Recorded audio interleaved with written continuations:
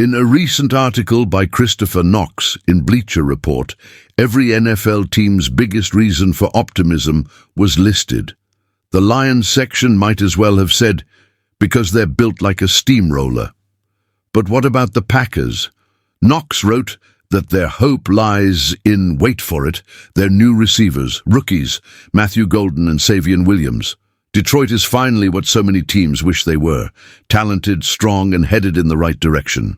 They have a roster stacked like a Super Bowl Sunday buffet, a roster built by one of the sharpest front offices in the NFL, guided by the steady hand, or perhaps the knee-biting fist, of Dan Campbell, who is not only a fan favorite, but also one of the most respected coaches in the league today.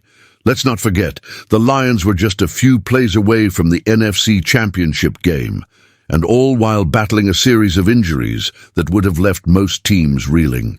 Still, they finished 12-5 and 27-7 over the last 2 seasons. That's not just good, it's title contender territory. Meanwhile, up north in Green Bay, Packers fans are being fed the same lukewarm optimism they've been feeding for years. This time, the young receivers are finally going to break through. Let's stop there. Packers fans have been through this more times than a Lambeau beer vendor. Since 2018, Green Bay has been dedicated to recruiting and developing wide receivers. Lots of them. Jamon Moore, MVS, Equanimeous St. Brown, Amari Rogers, Christian Watson, Romeo Doubs, Jaden Reed, Dontavian Wicks, and others. It's like they're collecting names for trivia night, not building a receiving corps. Some of these guys have had their moments, sure, but none of them have developed into true WR1s, the kind of alpha target that keeps defensive coordinators up at night. Compare that to Detroit, where Amon-Ra St. Brown has become a route-running machine, and Jameson Williams is finally displaying the explosive playmaking ability that made him a first-round pick. Here's the truth.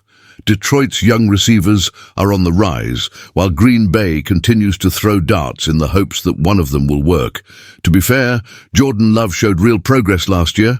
The Packers may be on the right track at quarterback. But the idea that Golden and Williams, 2 rookies, will magically fix the offense, that's not hope. It's déjà vu wearing a cheese head. At some point, it's not about bad luck or bad picks. It's about poor development. Green Bay spent the better part of a decade investing draft capital in the position, yet here we are, still talking about potential, and maybe this year. And meanwhile, in Detroit, the conversation has shifted beyond potential. Now it's about postseason execution, conference titles, and yes, a real shot at the Super Bowl. So let the Packers encourage their rookies. Let them renew the same off-season optimism while hoping history doesn't repeat itself. But what if you're a Lions fan? Kick back, grab a cold beer, and enjoy the view from the top of the NFC North. Because while Green Bay clings to the same tired hope, the road to the north still runs right through the Motor City. What do you think? Will the Packers truly turn things around this year, or will this just be another off-season rerun? Leave your thoughts in the comments.